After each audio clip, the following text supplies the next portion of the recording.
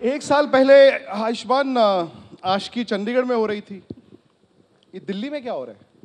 देखिए दिल्ली हमेशा दिल के करीब रही है, तभी नाम दिल्ली है शायद। यही दिल्ली तमन्ना है, जब भी कोई फिल्म आती है प्रमोट करते हैं दिल्ली सबसे ज़्यादा इम्पोर्टेंट शहर हो जाता है हमारे लिए, बिकॉज यहाँ की ऑडियंस बहुत प्यार करती है मुझे। चंडीगढ़ आज के फर्स्ट एक साल पहले मैं आपके से मिलने आया था। यहीं पे वहाँ पे डांस किया था, आपसे बातचीत की थी, बहुत मज़ा आया था। लेकिन जो आज की दिल्ली की है वो तो वैसे पूरे देश में कहीं नहीं हो सकती। अच्छा, हम सबसे पहले मुझे लगता है कि आपके करियर के बारे में बात करें। आयुष्मान, अभी तक आपने बहुत अलग अलग तरह की फिल्म्स करी हैं, वैरायटी ऑफ रोल्स किए हैं और करियर काफ़ी वेरिड रहा है इनका।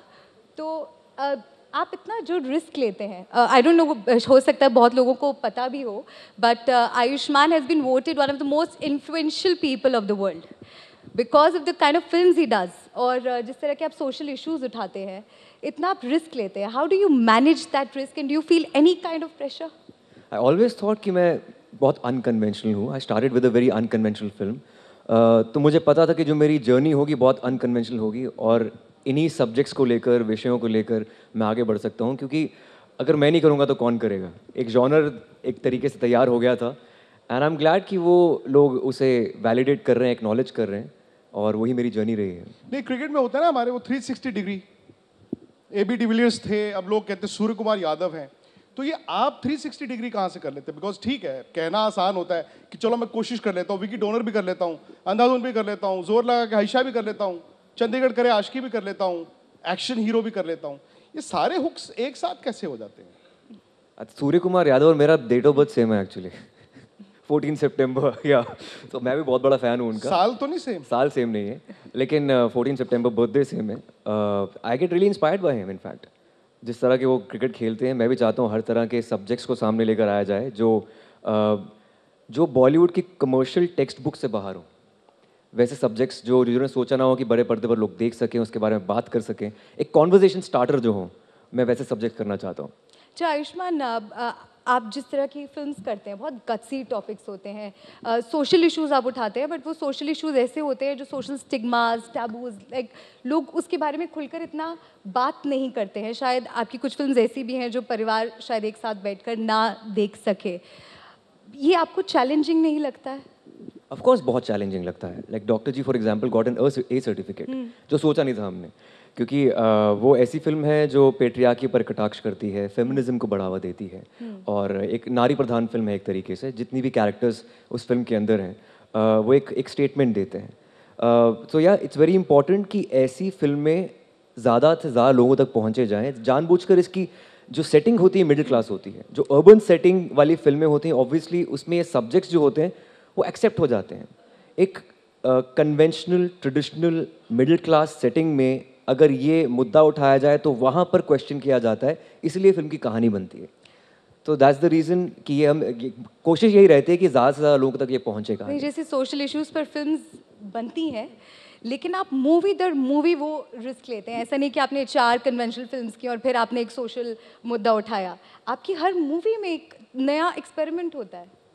डेफिनेटली एक्सपेरिमेंट होता है। एक्शन हीरो में एक्सपेरिमेंट था, लेकिन उसमें मुद्दा नहीं था। उसमें एक टॉपिकल चीज़ दिखाई गई थी, मीडिया ट्रायल था, बॉयकॉट बॉलीवुड के ऊपर कहा गया था। So I think it's very important कि एक न्यू एज सिनेमा को सामने लेके आया जाए, क्योंकि जो एक टेक्स्ट बुक सिनेमा वो तो चलती रहेंगी, वो तो शुरू से चलती आ रही हैं, लेकिन आई लव टेकिंग रिस्क। मैं पूरा करियर इस पे बनाया है। अच्छा, नहीं, लेकिन जैसे पहले ज़माने में क्रिकेट होती थी कि टेस्ट मैच खत्म हुआ, फिर एक वनडे आ गया, फिर टेस्ट मैच आ गया, फिर एक वनडे आ गया। आयुष्मान खुराना के साथ होता है कि वेरिड सब्जेक्ट्स हैं और एक स्टेज पर आप साइमल्टेनियसली 2 डिफरेंट फिल्में कर रहे हो। ऐसा हुआ है। बधाई और अंधाधुन, बधाई हो और अंधाधुन में एक साथ शूट कर रहा था। मतलब एक डार्क कॉमेडी थी, थ्रिलर थी, और दूसरी सोशल ड्रामेडी थी। सो आई थिंक वो स्विच करना वाज नॉट इजी। एक दिन मैं यहाँ शूट कर रहा था, एक दूसरे दिन वहाँ शूट कर रहा था। So it was.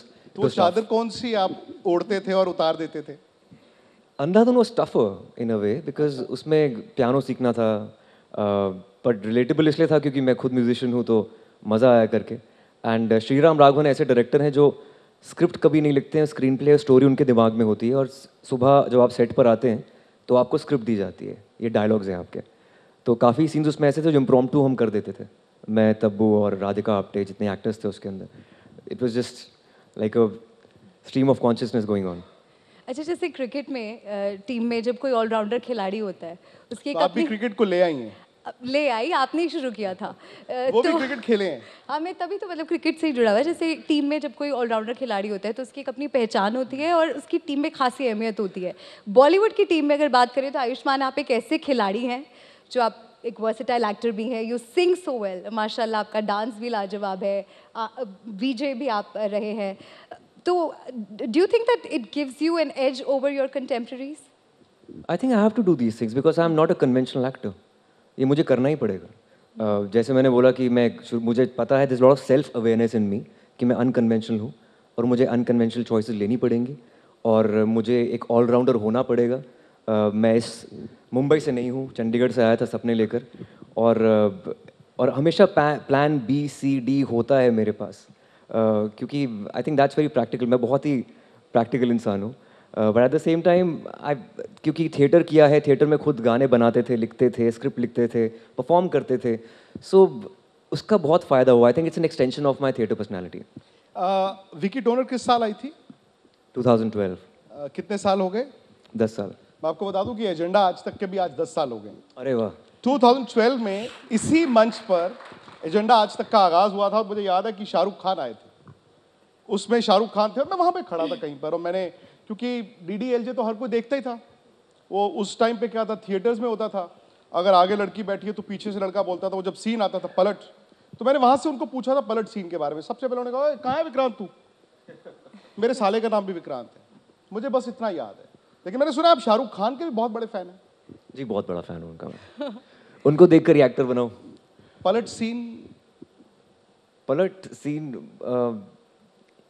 मैं पलट सीन नहीं, मैं वैसे उनकी मिमिक्री कर सकता हूँ कि मैं यहाँ कभी नहीं आऊँगा, जब विक्रांत और मल्लिका बुलाएंगे तो आऊँगा, प्लीज खुद को अकेला पाऊँगा, आऊँगा, मैं यहाँ कभी नहीं आऊँगा। So I think I can dub for him. मतलब बाला फिल्म में उनको डेडिकेट किया था कुछ, हर एक फिल्म में थोड़ी सी डेडिकेशन होती है उनकी तरफ। इस बार भी जब मैं मन्नत क्रॉस कर रहा था, I was going for a conclave, तो वहाँ पर संडे था, बहुत लोग वहाँ पर इकट्ठा थे, तो जब देखा बहुत लोग इकट्ठा हैं तो मैं भी वहाँ पर उनके साथ इकट्ठा हो गया। So they started taking my selfies and everything.